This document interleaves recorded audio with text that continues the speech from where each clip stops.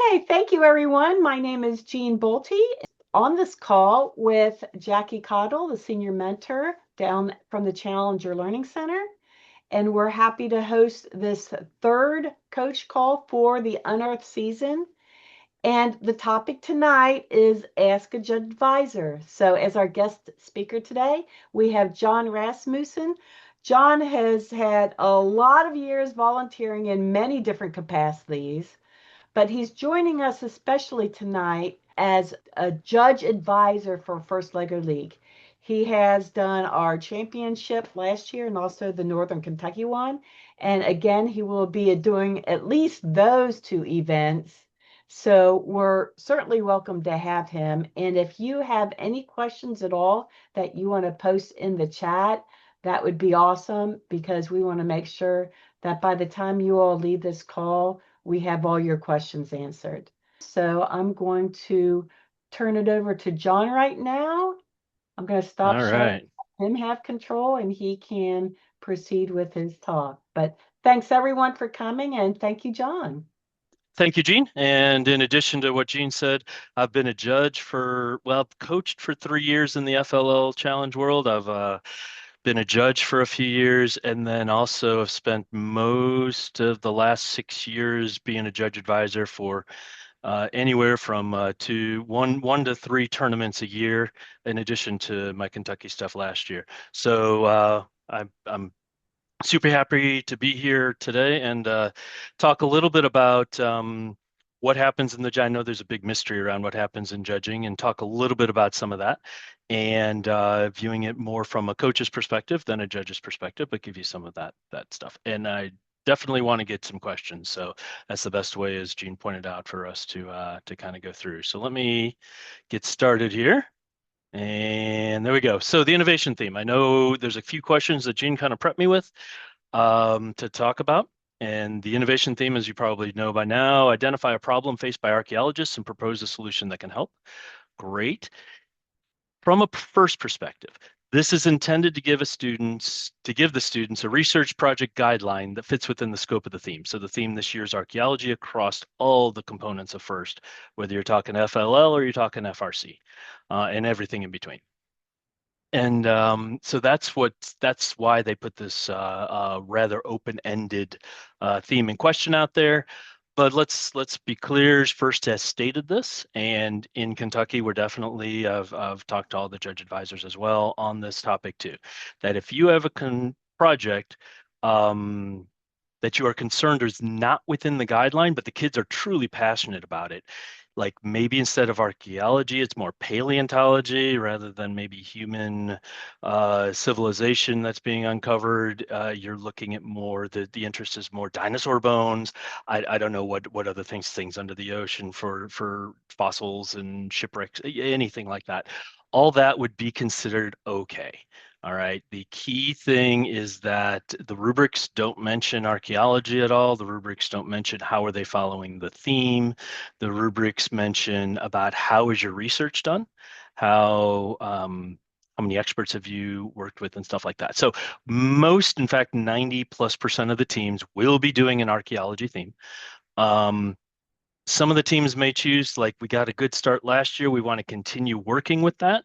That's okay as well. My only thing would be is if it sounds like it's an ocean from last year, an ocean project, really talk about what you had done in the previous year and what you did this year, and the judges will really only focus on what you did this year. So any teams that are doing that kind of thing, you can trust that the judges will be asking that question and will be asking or judging based only on what's happening for this upcoming year. Like I said, 95% of teams are going to do something archaeology available, but this is always a question that's out there. And FIRST really wants to focus on letting these students do research projects that they are passionate about. So that's that. And yet I'm going to try and go quickly so we can get as much to your questions. And if you have any additional questions relative to this, please ask.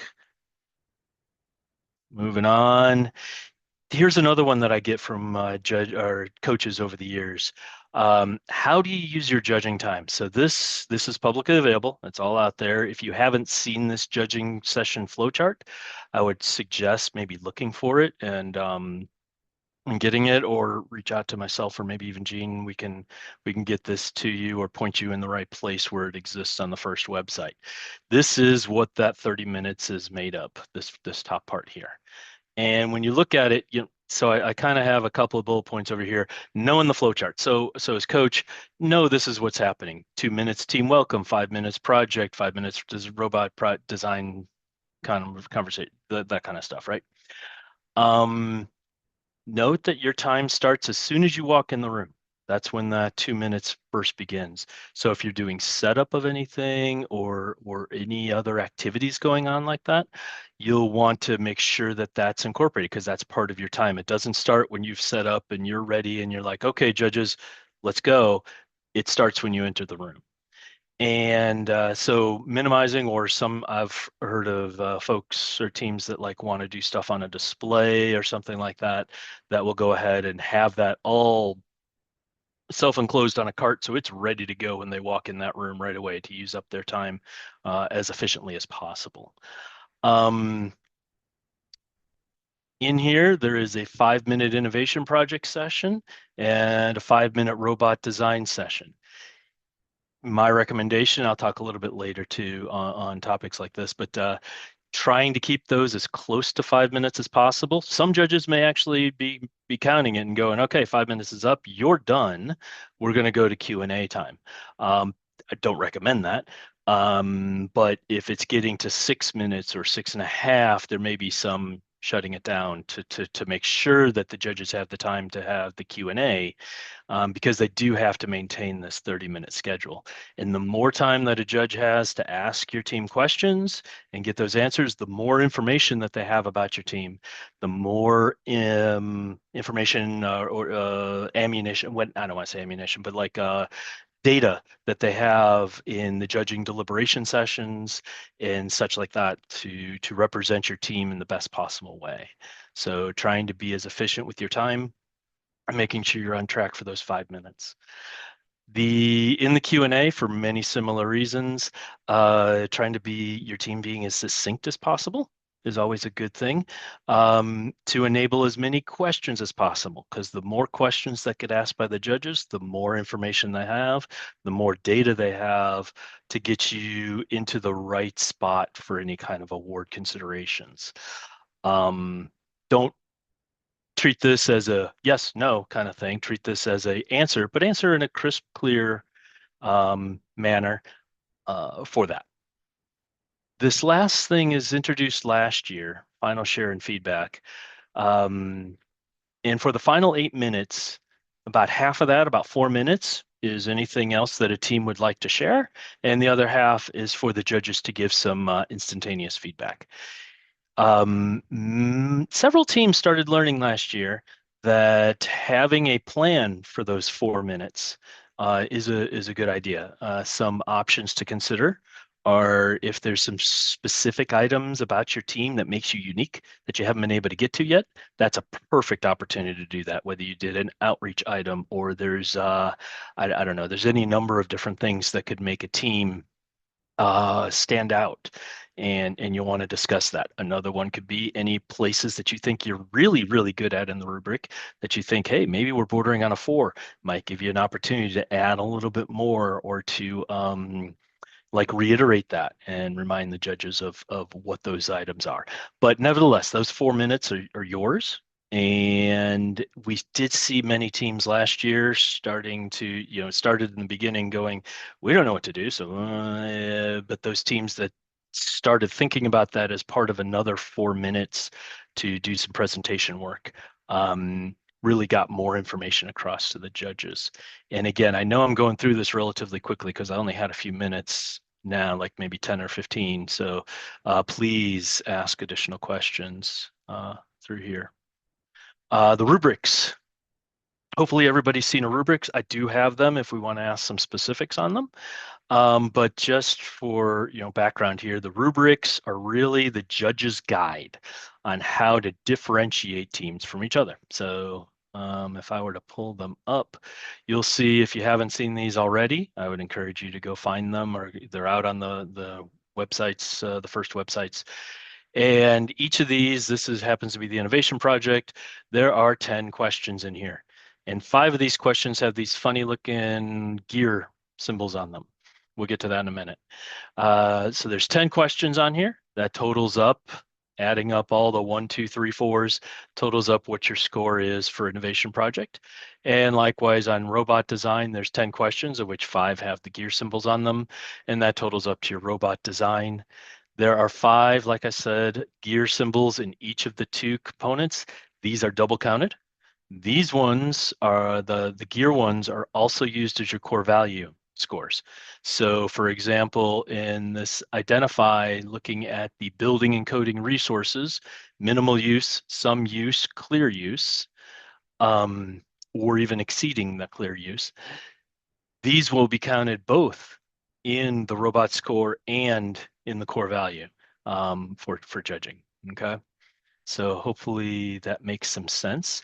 One of the other things with the rubrics, if you read them carefully, you'll discover that there's a lot of wording that is, how did I phrase it over here?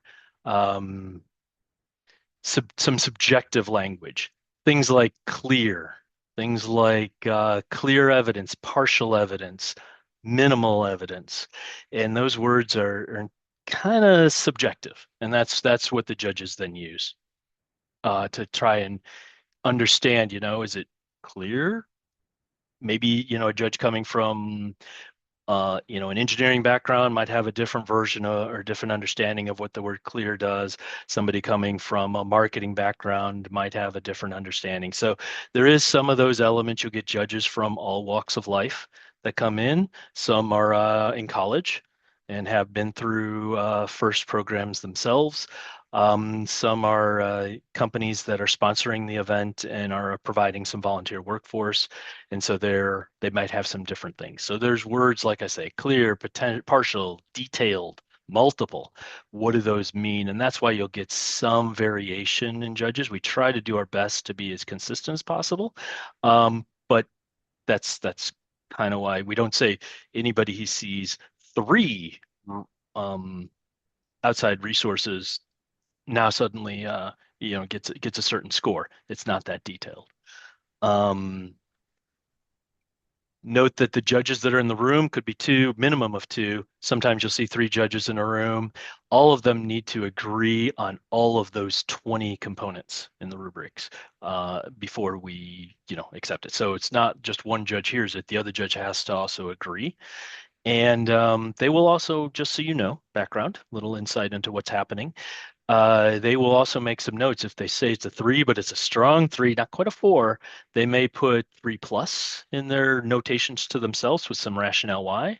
Or if it's like, well, it's a 2, but it's kind of a lowish 2. It was just barely above minimal, but not, that kind of thing. They may give the team a 2, but they will make in their notes like a 2 minus. All those things, all those extra notes of those in between scores are then used with the rationale associated with it in the deliberation to try and get the right teams into the right discussions on the awards. Hey, John, we have some Yeah. questions. Oh, Uh, good. Elaine has a question. She was wondering how you were counting the 10 components in each of the innovation project and robot design. And One, thank two, you. 3, 4, 5, 6, 7, 8, 9, 10. So there's 10 rubrics on here. So if you got a 4 on everything, this would total up to 40 on the innovation project, and the similar kind of just math would occur on the robot design. So there's 10 lines on each rubric. Correct. Yeah. So under identify, there's 2. Design, there's 2, and each of these going across are scored independently of each other. And then Amanda had a question. Should the team members have binders for each judge? Good Um, question. that is a good question. I don't know that you would need to, it's up to you on whether you want to have a binder for each judge. The judges, you should take them back with you. Somehow, I've seen a variety of different approaches on how to communicate things to the judges, keeping in mind that if you give a binder to the judge and it's just sitting in front of them, they may pause and they're listening while they're reading. And the question is, do you want that or not want that?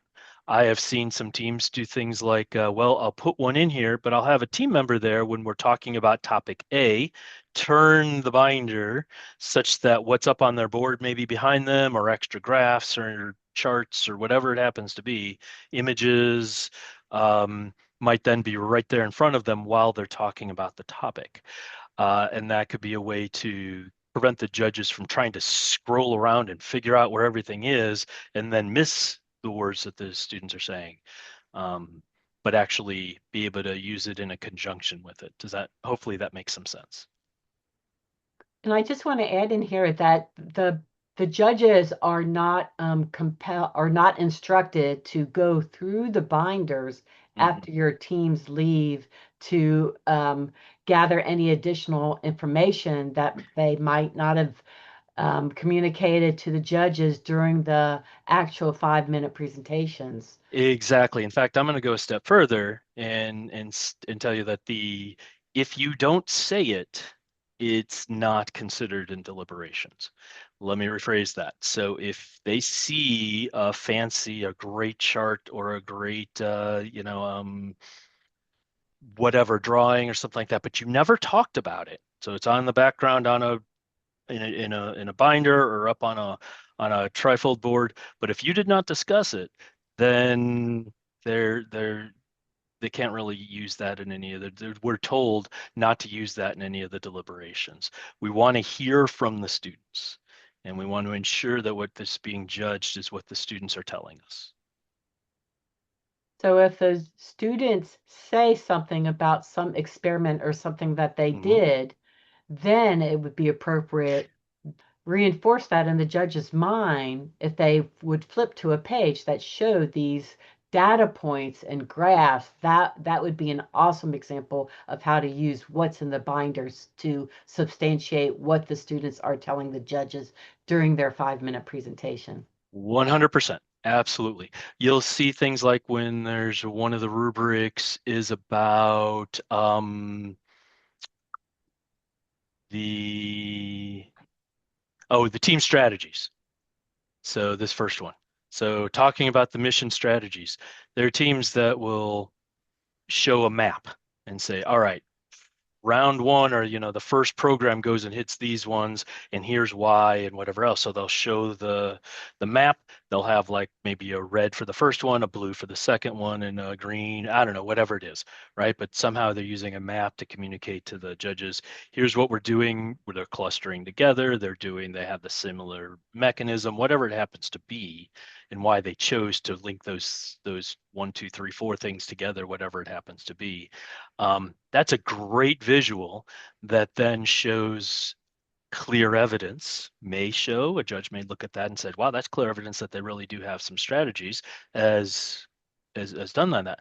But you could just as easily, if you have some other methods of communicating that, that's not the only one. But to your point, Gene, something like that. But if it's up on a board behind it and they said, well, we just picked some missions that we wanted to put together and you never referenced it, the judges are like, I've heard this numerous times in judging rooms where a judge is like, I just wanted them to say something about it because it looks so cool, but they never talked about that. So I couldn't give them the credit. I want to back up here to an earlier question. Sure. So during the final remarks, can the team members highlight their connections with the core values? Yep. That'd be a perfect Absolutely. time to do that. Yeah. That would be a perfect time to do that. Um, yeah, absolutely. All right. Does anybody have any other questions for John? All right. Do you want me to keep going? I got a couple more things here if you want me to keep going, Gene. Yes, please. Thanks for All getting right. caught up on our questions. Yeah, no, that's great. Um, and just so I don't know that I got to this one, so I'll just cover it real quickly. Know that in the judging room, we always have anywhere from 2 to 4 teams that we're discussing for every award, depending upon how many are in the the running, and it's somewhat based on those numerics, but it's not only based on numerics. Numerics get you into the grouping and the conversation, and then there's the conversation, and there's the judges collectively, even if they didn't talk to your team, they are hearing from the judges who did, and they're asking questions. And so that's where having as much information to answer questions from the other judges who didn't get a chance to see you comes into play, right? So they're answering and asking questions back and forth to the point that then the judges really decide amongst the entire group. There may be 20 judges in a competition. That all those judges come to an agreement that this really is the best team for a particular award. And then the last one, here's a few points on some tips I've learned through the years on how to best share your work in the judging session. This isn't a how to make up stuff. This isn't intended to do that. It's like there's so many times that you see teams that have done some great work. They just weren't, they didn't present it necessarily or talk about it in maybe the best way that they could have to get that information across. So think of it more like that.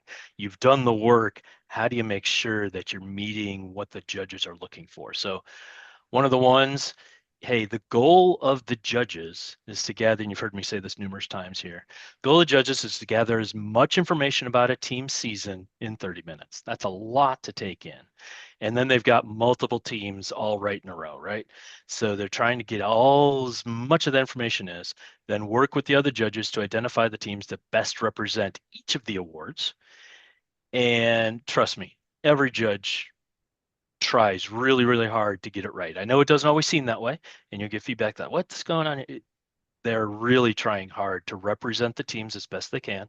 They want to have the teams get every team that comes in, they want to see what kind of an award they can give them. But they also want to make sure that the right team gets the award, not just one they talk to. So they're trying to do the right thing, and hopefully everybody can understand that, even if sometimes it's painful. And I get it. I've been a coach. Um, Another tip, having a plan for all your presentation components of your judging, especially the final share. Gene, you just asked, or there was somebody who asked the question about can we talk core values? Absolutely. That would be a present, something, and you have a plan and it's very clear, and that's good. Having the kids practice answering questions. Sometimes you see teams that do, and sometimes you don't. And for kids who have some of that experience, so they know how to step forward, how to let someone talk and not step over each other, helps make sure that the judges hear one voice and they hear a voice, they hear you rather than listening to like two or three people. I was confused. Somebody was talking, this person was talking. Not sure really what was going on there. So that clarity really helps as the judges are trying to do that. Listening, because the judges are listening, writing, um, reading the next rubrics, all that stuff is all going on all at once. And so it can be a little challenging there. So having that clarity on who's talking and being able to answer those questions and that experience helps. This is one that's an interesting. I've talked to numerous judges over the years, and they're like, I just couldn't understand what they were saying. They turned around and they were pointing at the board and talking to the board, and I couldn't hear them, even though I asked numerous times, or a couple times anyway, that said, hey, could you speak up? Or I didn't quite catch that. And it just added time. So my recommendation would be for a good judging session, ensure your students or your kids are ready to turn, they can point to a board, but also turn and really talk to the judges, so that way they can hear clearly, even if they're like writing stuff down at the time. They are listening. They're just trying to do a lot of things simultaneously. This is an interesting one. The judges assume that the judges don't know the game. Um, many will. Many will be coaches and whatever else, but many are volunteers from a sponsor company or something like that that are just kind of coming in and may hear a few little tidbits, but they don't really know the game as well as the students. So making sure you know that coming in, because what might sound fantastic to the students about, hey, we solved the whatever the mission 12, the judges may not know how difficult mission 12 by itself is. And so maybe some other explanation on why is that so difficult and why is whatever mission it happens to be, right? So something like that may help provide some context. Um, There's nothing wrong in having a presentation that follows the order of the rubric. So if your robot design starts out, hey, we're going to talk about mission strategy. We're going to talk about how we use building and coding resources. We're going to talk about, how our team members contribute ideas and really marching down this. It's not a bad idea. There's nothing wrong with doing that. In fact, I've talked with many people who have been judges and judge advisors at Worlds, and they're like, "Yep, pretty much when you get to the Worlds level, every team follows the rubric down in their presentations." Keeps the judges like kind of looking at things one after another. They're not trying to jump around and see where does that fit. This next one is exactly what we talked about earlier. They can only judge on what they're told. I think we kind of covered that. And the last one is note that your team is always on throughout the competition. And that means that the judges, all the volunteers, there is a pathway for them to come talk. So talk to the judges in some way, shape, or form, or communicate good things, and hopefully not too many not so good things that can happen in the competition. So for example, you may think your judging session's over and that's great. And then a food fight starts in the pits. Obviously, nobody's going to do that. But if that starts to happen, the teams involved, we ultimately in the judging room hear about it. And that could be, if you can't separate teams, that could be something there. So just knowing that even when you think you're off or down, you actually are on. What's happening at the competition fields and things like that, we hear from the refs. And we get information all throughout the day for things like that. So a lot of times coaches don't necessarily know that that's the case. So just a couple of tips that maybe some people don't always think about, or ways to think about the judging that maybe you haven't considered in the past. That was what I had for Uh, prepared. John, Elaine had a good question. Yeah. She wanted to know if you could give an example of how the team can relate their presentation point to a core value.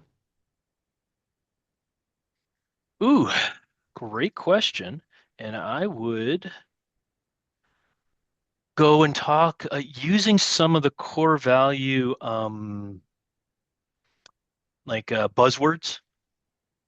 So when you're going through how you're using building and coding resources, it's like, hey, we discovered that when we used a my block, it allowed us to be more consistent XYZZ, whatever it happens to be. Or we had a lot of fun considering, the different project innovation project ideas, um, and made a game out of it and did things like that. So while you're talking about some of these elements here, you can go ahead and sneak in some elements, particularly some of the buzzwords on the core values. Um, in particular, those that are marked with these gears, they are also looking for core value components to it. So if you are talking about what kind of research you did, look at the core value components that were as part of this. So not only are you doing a clear, detailed research from a variety of sources, it's how are you learning, how are you discovering, how are you having fun, all the different core value components, and making sure when you're talking about the elements that pertain to these rubric components, you're using some of those terminology as well. Hopefully I answered that question, Elaine. Okay, and if we can just get back to the awards, Yeah. a, a common misconception I see at a lot of tournaments is that sometimes teams are very disappointed when they win a trophy but do not advance. Ah, And this happens so much. So yep. I wanted to throw that out so you can help the coaches understand why that would happen. Yeah, in fact, I've had that. I've also had the opposite, where a team had the top robot and didn't advance. Yes, I've seen The that way too. that works, and I don't have a graphic here, but think about it in terms of a golf score, but we've got four components to it.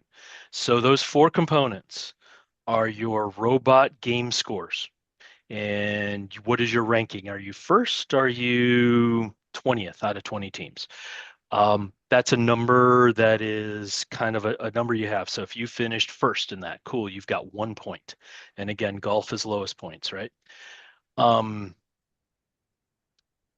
Then you add to that, now it becomes inverted. It's kind of weird, but it does. We go ahead and take a look at the innovation project.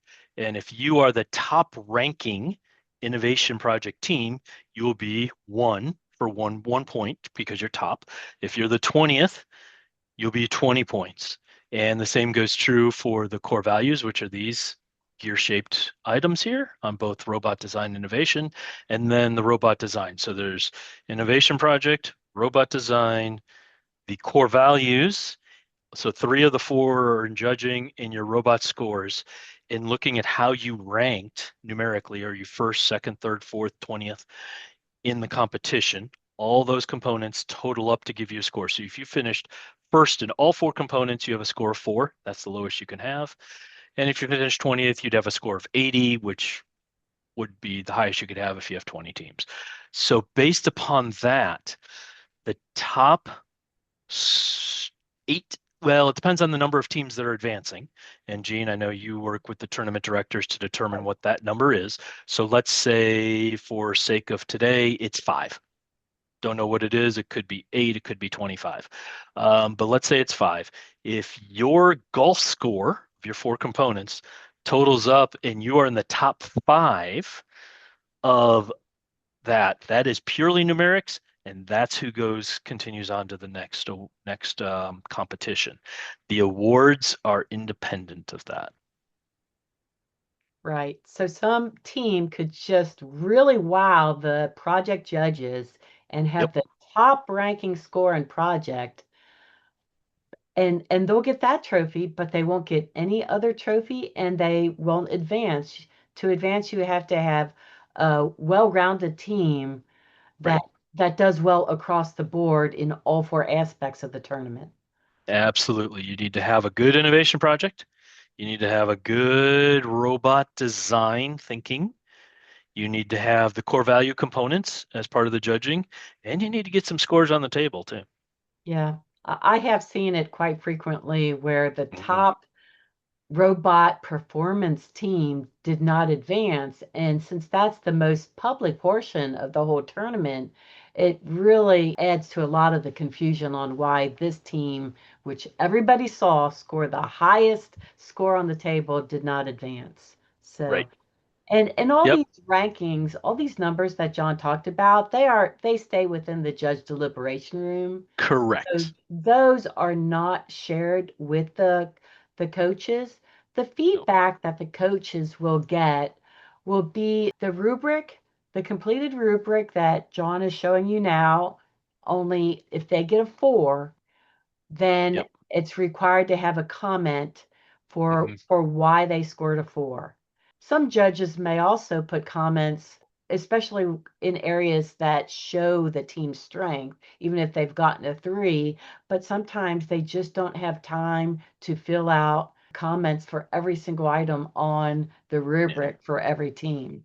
Correct. That's a Generally, lot to yeah, ask for the judges to go do that. But I do, if you're putting a 4, if a judge is saying, wow, this team is off the charts on something, and they get and exceeds a 4, they better be able to back it up and put specific items on here. So that's where I said earlier on that final, if you think that your team is like really good, pick one, two, three of these things.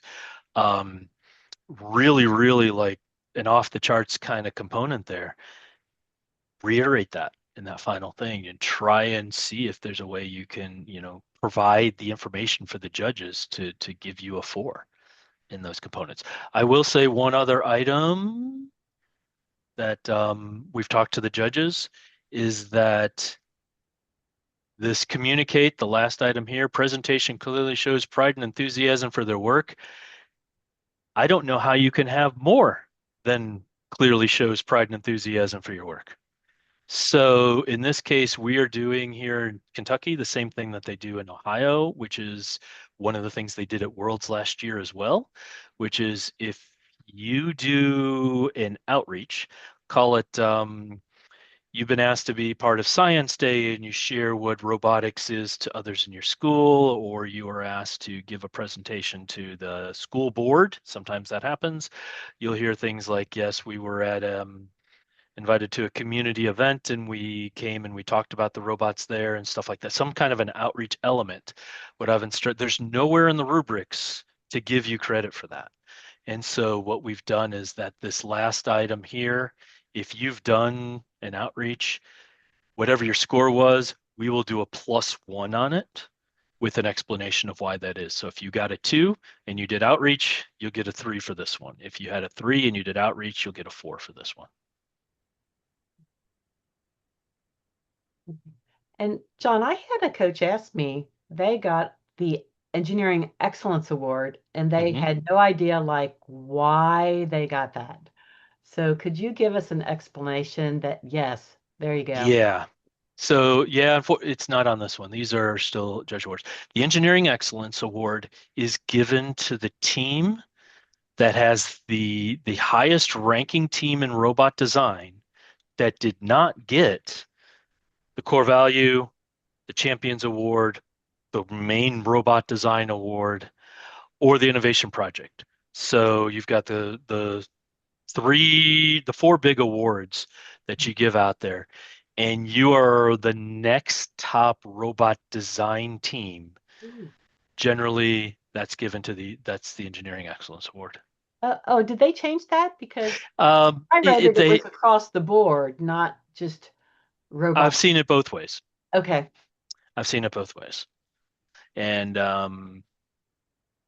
if you'd like me to, Gene, since you've seen it the other way, let me go do a little bit of research and I can reply back and make sure that's gen. Like I said, I've seen it both ways. Um, And there's other awards that are termed judges awards too. yeah, Rising Star, Motivate. There they are right there. yeah. Breakthrough Award. And these are yeah, you can read the descriptions. They are in the rubrics that are available out there. And basically, the Breakthrough Award is very similar to the Champions Award as far as the description, but they're on the cusp, but they weren't quite the right team for the other awards. So we might give them a breakthrough award because they're gonna be there. They're right up there. Rising All-Star is typically given to a rookie team that is showing some amazing promise. It's hard when you're a group of fourth, fifth grader type of age group competing. Maybe there's eighth graders in there, right? It's very, very difficult. So Rising All-Star is intended to give some whatever Recognition. recognition. Thank you. Having a problem with my words there for a second, but some recognition for a team that's like doing some great work and will be at the top of the game, most certainly if they continue on that trajectory. And then the motivate is that team building, that team spirit, that enthusiasm that's infectious. Those teams, we're looking for some of those that we just feel or just exude that enthusiasm, but had not won an award for anything else. So these are, as the judges are going through as they're filling out the rubrics, they will tick mark. Yeah, this would be a good team for some of these other ones, just in case they don't win one of the top four. And when you've got 20-team tournament, there's only there's 16 other teams to consider. So that's where these awards come into play. John, I have a couple questions for you. Yeah. So regarding the project presentation, I know some teams like to do more of a performance, like a skit or a mock game show to get their point across. Can you, give us a little advice on, is that the best way, or is a straight presentation the best way? Or is there a best way? And my other question is, at the end of tournaments last year, several coaches approached me about students who are neurodiverse. Mhm. They have difficulty making eye contact with the judges, and their teams got marked off for that. But first, a core value is to be inclusive. Mhm. So how can coaches help their teams help the judges in their competition areas with that? Both great questions. So let me take the first one first. However you want to present it that way. Historically, First has had a lot of skits. It seems like the trend has been to fewer and fewer skits, but a skit done in a way that gets this clearly across all these rubric items works perfectly. It can be memorable. It can be not feel like you're in a boardroom. And it can then give that extra something that can be visual, maybe not spoken. I remember when I think it was last year that I sat in with the oceans to where they were dealing with trash on a beach. And so while somebody's talking, there was a kid in the background kind of pretending to be their mechanism to pick up that trash and putting it in a trash. So anyway, so you had multiple things going on that you can't really get in a bullet point or in a, just a straight presentation.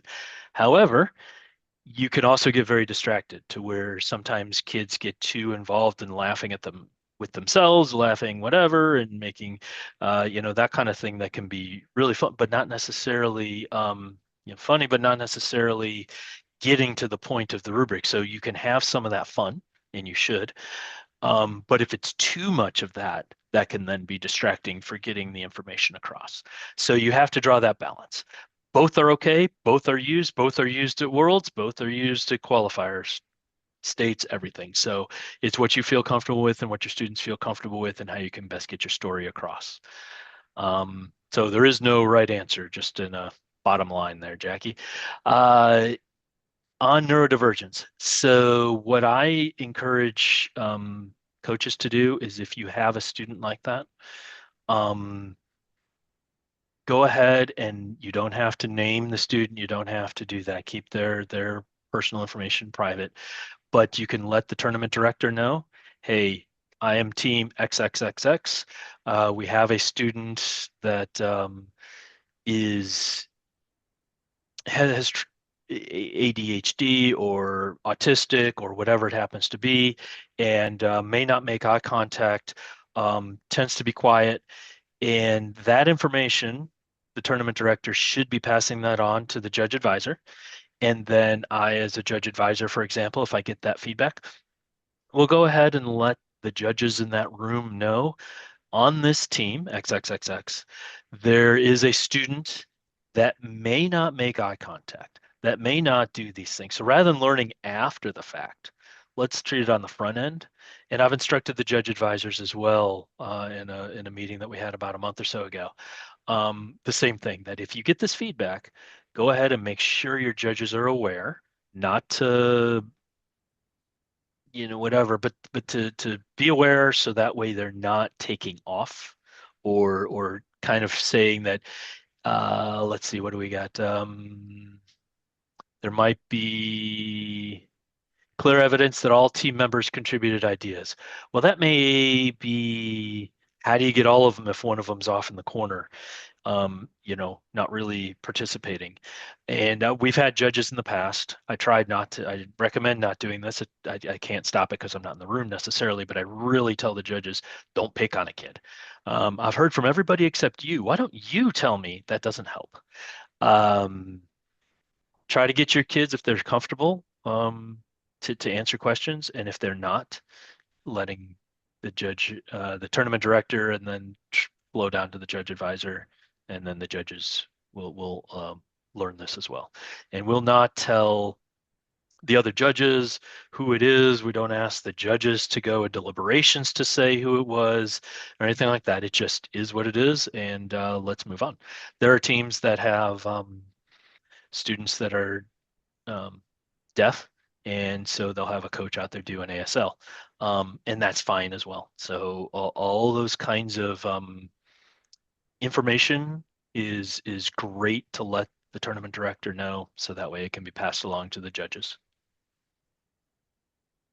I just want to add in here that when the head coach has filled out the intent to compete form, on that form was a question that asked for any accommodations, with which included things like having neurodivergent students on your team, as well as anything else that you could think of.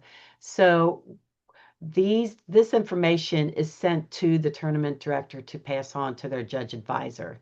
So if you filled out that form and put it on that form, then they will have that information, and you don't have to reach out again to specifically the judge advisor at the tournament that you're going to share with them, because that's why we send out the intent to compete for them. Now, if you didn't put it on there, then okay, yeah, go ahead and send us the information. Yeah, you don't want the judges trying to make diagnoses in the judging room. So if there's something like that, if you didn't put that out there and the judges see that, they will make the appropriate notations, right? But if you've let us know, we will not do. I can't guarantee because I'm not the judge advisor in every situation. But I've instructed the judge advisors and the tournament directors to say, hey, if you get this, please understand. Mhm. Good. Okay. Excellent questions. Are there any more questions or any questions that I didn't get to? There were a couple comments about the number of trophies a team can receive. So they can only receive one of the core trophies, what we call the core trophies, which are the core values, innovative project, robot design, and Right. champions. So they can only receive one of those. But if they happen to get the robot performance, then they can have both trophies, the robot performance and one of the core trophies. Correct. And I would add to that, Gene, if a tournament is giving out any of these awards, the Breakthrough Award, Rising All-Star, the Engineering Excellence, those are also, Yes. let me phrase it this way, any judged award, there's only one per team.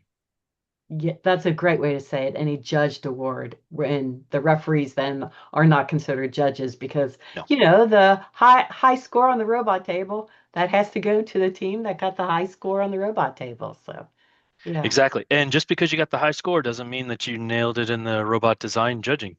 There could be a team out there, and we've seen this numerous times, that finished in the lower half, but had a great robot design process. It just didn't always translate. The number of times you hear, well, it was working yesterday,